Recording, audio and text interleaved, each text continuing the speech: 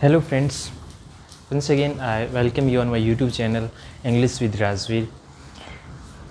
Dear friends, if you haven't subscribed the channel, then I'll request you please subscribe the channel and remain updated of the upcoming videos by pressing the bell icon. Dear friends, in today's lecture we will discuss the next tense, and that is past perfect continuous tense. Past perfect continuous tense हम पढ़ने वाले हैं. इस past perfect continuous tense के अंदर हम turn by turn इसका identification, इसके स्ट्रक्चर एंड फाइनली कि कहाँ पे ये पास्ट परफेक्ट कॉन्टीन्यूस टेंस से यूज होता है. Let's start. पहले तो हम पढ़ेंगे इसकी आइडेंटिफिकेशन क्या होती है. Identification past perfect continuous tense है, इसको हम पहचान कैसे सकते हैं कि कैसे हमें पता चलेगा कि that tense is a past perfect continuous tense. तो जो पास्ट परफेक्ट कॉन्टीन्यूस टेंस है उसमें से रहा था, से रही थी और से रहे थे, यानी वर्ब के अंत में आपको ये स्ट्रक्चर देखने को मिलेगी. से रहा था, से रही थी या से रहे थे. जहाँ तक इंग्लिश में हेल्पिंग वर्ब, मेन वर्ब की बात है, इसके अंदर आपको हैड बीन हेल्पिंग वर्ब है, और मेन वर्ब का सवाल है वो है V first plus ING. Main verb है वो V first plus ING, and as far as helping verb is concerned, helping verb is had and been. ये इसकी आइडेंटिफिकेशन है और ये हिंदी में आप देख सकते हो. That is the identification. Now after identification we will discuss about the structure of past perfect continuous tense. Past perfect continuous tense की स्ट्रक्चर क्या होगी, यानी स्ट्रक्चर में हमें क्या देखना है कि जो सबसे पहला पार्ट है वो है अफर्मेटिव सेंटेंसेस. अफर्मेटिव सेंटेंसेस में आपको क्या देखने को मिलेगा. अफर्मेटिव सेंटेंसेस में सब्जेक्ट सबसे पहले होगा, इसके बाद हेल्पिंग वर्ब होगी जो हैड बीन है इसके अंदर, इसके बाद वी फर्स्ट प्लस ING होगी और प्लस से ऑब्जेक्ट होगा, प्लस में इसमें भी फॉर या फिर सिंस होगा और प्लस से टाइम दिया हुआ होगा. That is the structure of past perfect tense in affirmative sentences. जैसे एग्जांपल है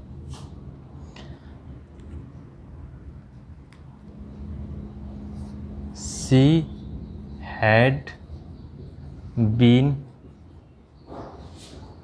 playing cricket for the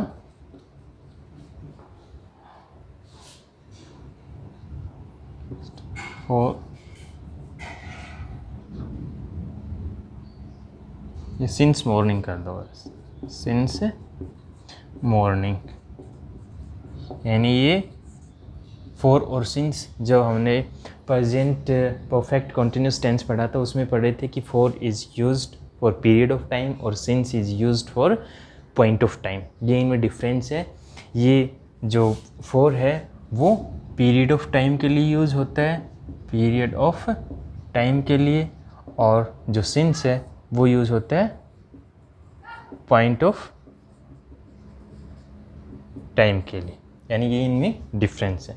तो ये अफर्मेटिव स्ट्रक्चर इस टाइप से बनेगी. अफर्मेटिव के बाद जो नेक्स्ट पार्ट आता है वो है नेगेटिव सेंटेंसेस. नेगेटिव सेंटेंसेस में सिर्फ नोट ऐड हो जाता है, सब्जेक्ट प्लस, ये ध्यान रखना है कि ये नोट है ये हैड और बीन के बीच में ऐड करना है आपको, plus V first plus ING plus वही ऑब्जेक्ट प्लस फॉर सिंस और प्लस में टाइम आपको लिखना है। She had not been playing cricket since morning, या इसमें लिख लो for an our.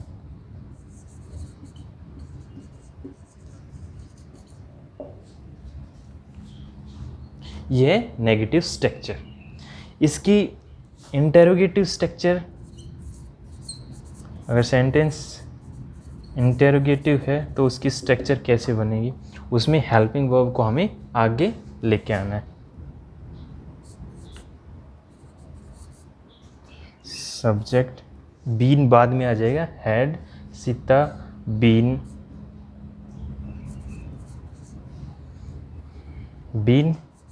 Plus V first plus ING plus object plus वही सिंस या फिर फॉर, और प्लस में आपको टाइम मिलेगा। Had she been playing cricket since 2 o'clock। Sorry, sign of interrogation आ जाएगा इसमें। ये है स्ट्रक्चर ऑफ इंटेरोगेटिव पार्ट।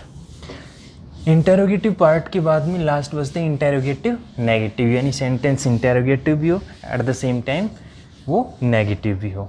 तो इस टाइप के सेंटेंसेस में स्ट्रक्चर क्या यूज करते हैं।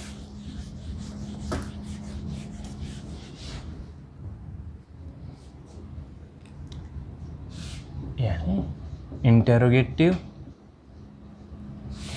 और प्लस नेगेटिव भी हो, इंटेरोगेटिव भी हो और नेगेटिव भी हो।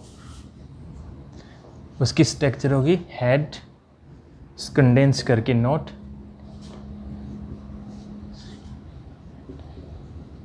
Been plus V first plus ING plus object plus since और फॉर और प्लस टाइम और sign of interrogation. Hadn't she been playing cricket since 3 o'clock। o'clock means of clock, और लास्ट में sign of interrogation. That is the structure of interrogative negative sentence. अब structure के बाद में last में बचते हैं हमारे पास कि ये यूज़ कहाँ होता है। पास्ट परफेक्ट कॉन्टिन्यूस टेंस है, उसको हम यूज कहाँ कहाँ कर सकते हैं, तो इसके यूज़ देखते हैं। अब हमें use of past perfect continuous tense, जो सबसे पहला यूज है इसका वो ये है कि past perfect continuous tense is used उस एक्शन को दिखाने के लिए यूज़ किया जाता है जो पास्ट में एक निर्दिष्ट या एक निश्चित समय के अंदर लगातार जारी था। लास्ट जो पास्ट परफेक्ट कॉन्टिन्यूस टेंस है उस एक्शन को दिखाने के लिए लिख देता हूँ, to show such actions which were going on continuously in a certain past and still going on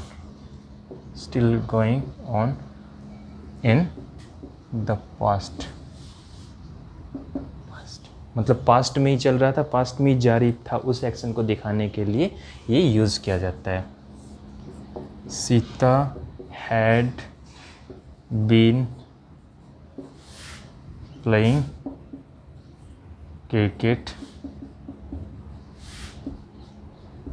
since 3 o'clock when I approached at her home। जब मैं उसके घर पहुंचा तो वो क्या कर रही थी, she had been playing cricket since 3 o'clock। यानी पास्ट के अंदर ही मैं बात कर रहा हूँ, जब मैं उसके घर गए, व्हेन आई अप्रोच्ड, पास्ट की बात कर रहा हूँ। और पास्ट के अंदर that work was going on means playing cricket was going on continuously, और एक निश्चित पास्ट में स्टार्ट हुआ था and that was still going on in the past में ही वो जारी था। तो ऐसे पार्ट को दिखाने के लिए हम क्या यूज़ करते हैं, पास्ट परफेक्ट कॉन्टिन्यूस टेंस का यूज हम करते हैं।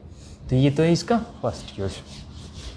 जहाँ तक डायरेक्ट इनडायरेक्ट की बात है, direct and indirect narration, direct to indirect, जो सेंटेंस की वर्ब पास्ट में हो और उसके जो टेंस है वो प्रेजेंट परफेक्ट कॉन्टिन्यूस हो, यानी अगर tense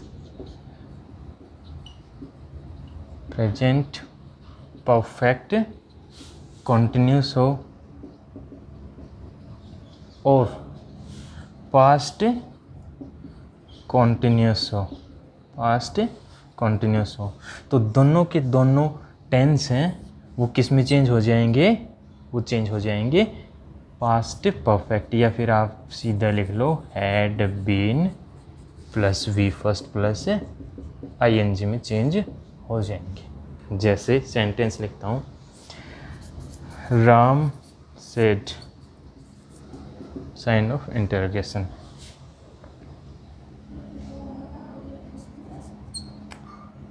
he was playing cricket, playing cricket, यानी ये टेंस कौन सा है, ये टेंस है पास्ट कॉन्टिन्यूस। जब इसको चेंज करेंगे तो क्या हो जाएगा, Ram said that, Ram said that he had been playing cricket, he had been playing cricket।